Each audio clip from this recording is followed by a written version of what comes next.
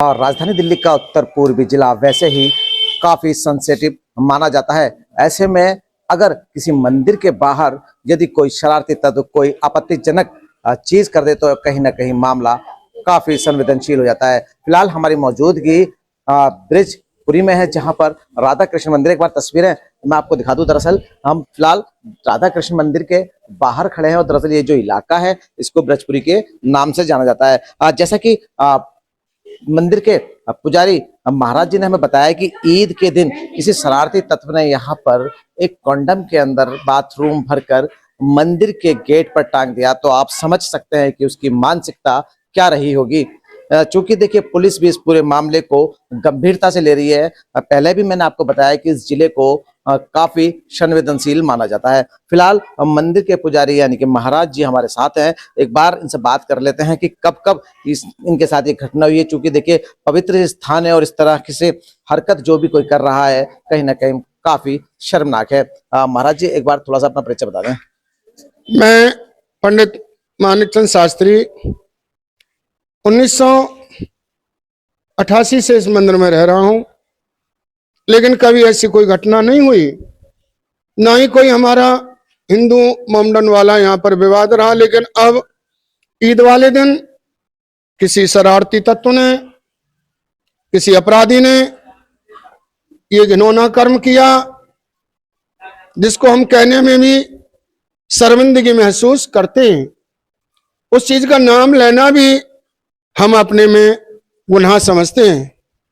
उस समय हमने पुलिस को तत्काल कार्रवाई की और पुलिस उसी टाइम हमारे पास आई, लेकिन उन्होंने कहा भाई तुम अपने यहाँ पर सीसीटीवी कैमरा लगवाओ अपना, ताकि वो अपराधी उसमें कैद हो और उसके विषय में हम कुछ मनन करें, यानी उसके विषय में हम कुछ कार्रवाई करें।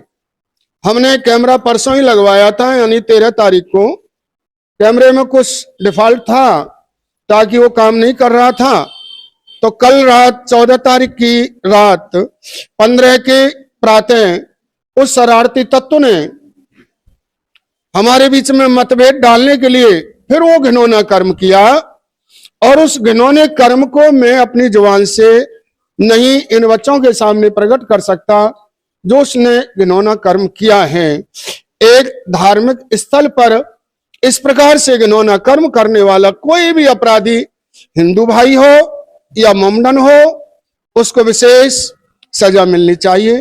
ये हमारे पास हमारे भाई हमारे पास आए, पुलिस हमारे पास एसएचओ थाना दयालपुर सीलमपुर से भारी पुलिस बल आया और उन्हें हमने सांत्वना दी कि किसी पर भी किसी प्रकार का कोई शक हो आप हमें बताएं, लेकिन बगैर देखें हम किसी को किसी प्रकार की सजा नहीं दिलाना चाहते। तो मैं यही अपने ब्रिजपुरी निवासियों से या हमारे क्षेत्र के श्री मोहन सिंह विष्ट जी विधायक जी, उनसे भी मैं प्रार्थना करता हूं कि इस घिनौने कर्म करने वाले पर तत्काल कार्रवाई की जाए और धार्मिक स्थल को सुरक्षित रखा जाए।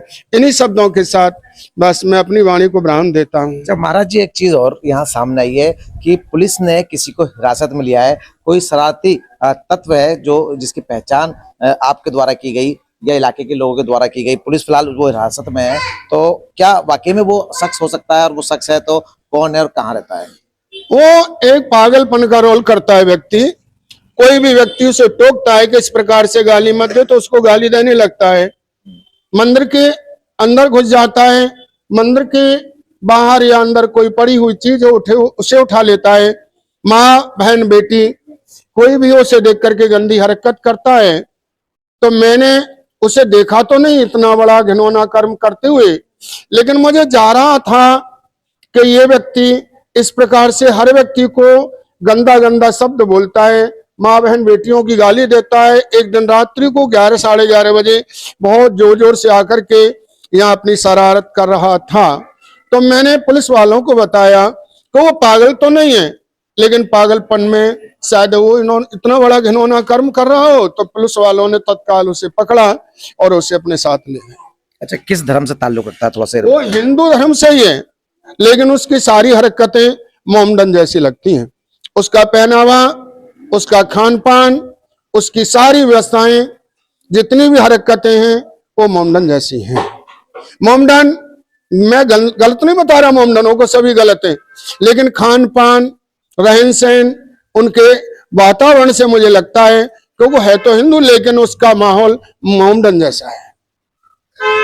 बिल्कुल, देखिए राधा कृष्ण मंदिर के महाराज यानी कि पुजारी जी हमारे साथ थे।